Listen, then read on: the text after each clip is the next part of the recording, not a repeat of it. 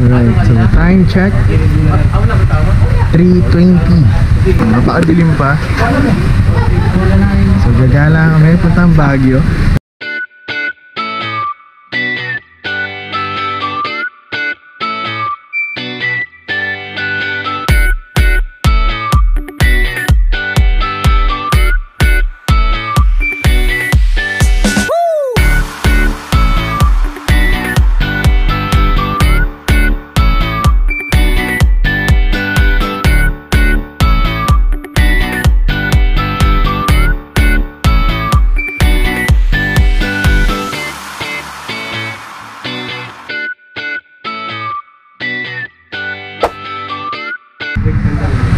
Alright, so time check 3:20. So gagala kami puntang Baguio. Alright, kumpleto yung family. Hindi kita, madilim. Shoutout Kuya Son. Hindi kita, madilim.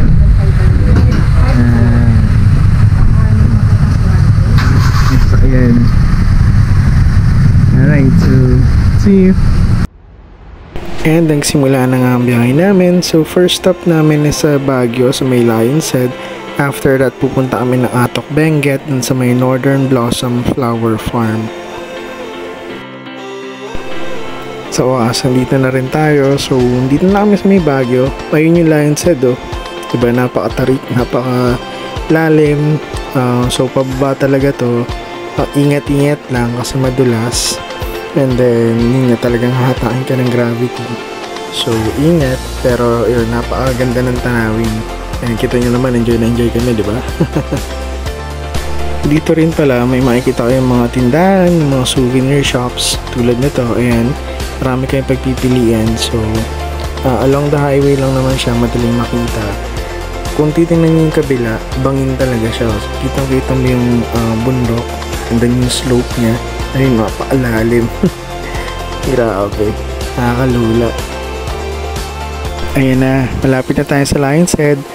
Kita niya naman dito sa may gilid, marami pang shops or souvenir shops na pagpipilian. Nasa sa inyo yan kung anong gusto nyo. Marami kayong makikita dyan. And maganda kasi nung time na to, wala pang ganong tao, wala pang ganong tourist. Kaya makakapag-picture ng maganda kasi nga hindi pa siya ganong ka-crowded. May special guest pa nga, so si Beethoven. Pwede ka makapagpa-picture sa kanya. Ito na yung Lion's Head. Picture time! And syempre, hindi kompleto ng experience pag hindi natin natikman ng strawberry taho. So kay Manong, 50 pesos tong ganito kalaki. Sulat na sulat, napakasarap niya, promise. Alright, so biyahe na naman tayo. This time, papunta na ng Atok Benguet. Pupuntahan natin ngayon yung Northern Blossom Flower Farm. Maganda kasi nakisama yung panahon, hindi siya maulan pero medyo makulimlim.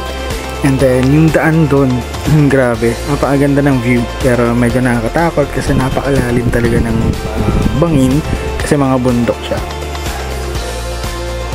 Alright, so nakarating na rin kami sa wakas dito sa may Northern Blossom Flower Farm. Bababa lang kami kasi yung entrance and then yung registration is nandun sa pinakababa. Pwedeng mag-parking dito pero pag puno na, may parking naman sa labas, nga lang may bayad na. Ayan ang mga ngiting pagod. Ngiti-ngiti lang yan pero mga pagod na yan.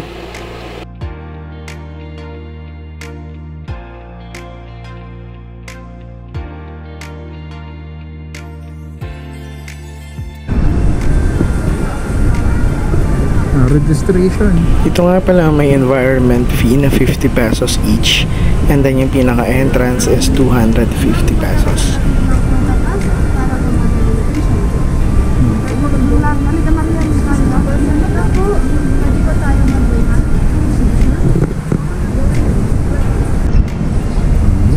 Mga pagal.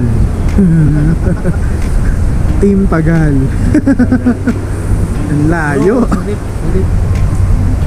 Malamig dito.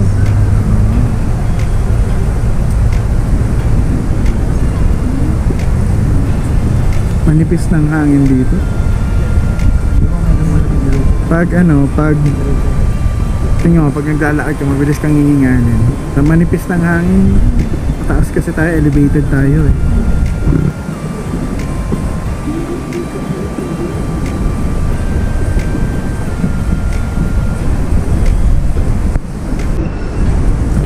Tapos magpa-register, pupunta na kami dito sa kabila. Dito kasi yung entrance nila. Dito sa entrance meron ding orientation, so hanapin natin yung mag-orient sa atin.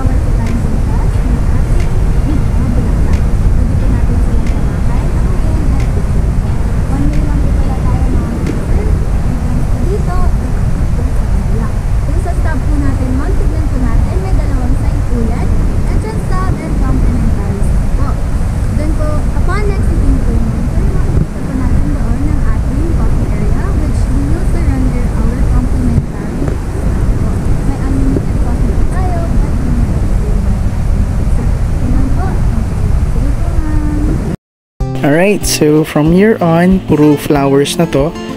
2.5 hectares. Let's just enjoy the view. Let's go!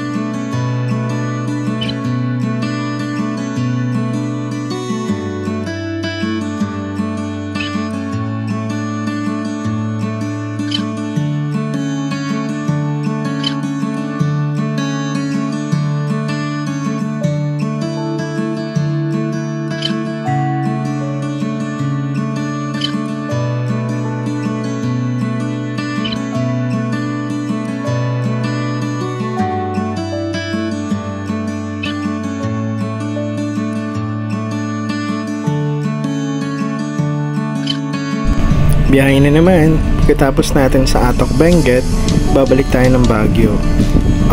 Pero along the way, dadaanan naman natin yung Beacon Hill. So, Beacon Hill is also located sa Benguet. So, yeah, let's check it out.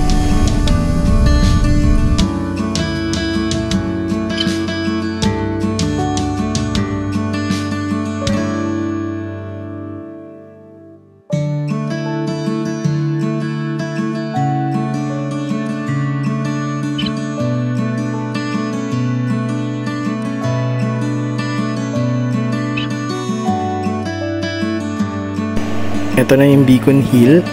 Literal na hill talaga siya. Susubukan yung endurance mo. Magbaon ka ng marami nun, promise. Napakataas ng lugar na to. Tingnan natin. Ito yung pinaka-entrance niya. Dito nyo makikita yung mga prices. Kung gusto nyo, i-pause nyo na lang yung video.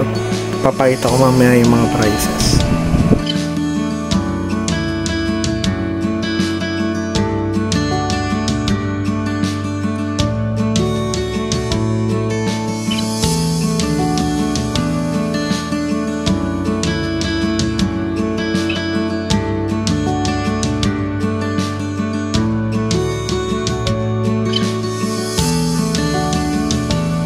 Maraming pwedeng puntahan dito, maraming pwedeng pag-picturean for Instagram, so things like that. Pero yun nga lang, puro pataas talaga to.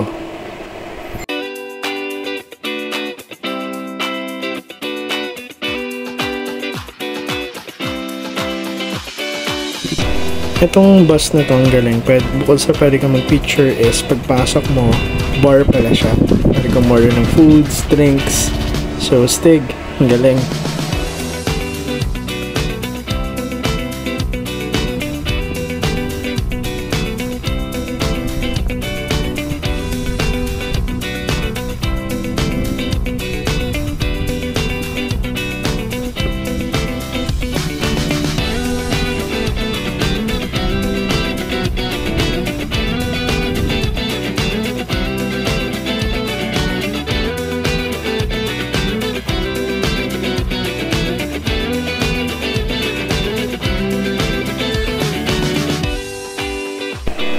Pagkatapos nga namin sa Beacon Hill, dumiretso kami dito sa may Our Lady of Lourdes Grotto sa may Baguio. Hindi na masyado nakapag-video kasi sobrang pagod na. So siguro dito na lang tayo magtatapos. Salamat ulit sa pagsama and ride safe. Ingat!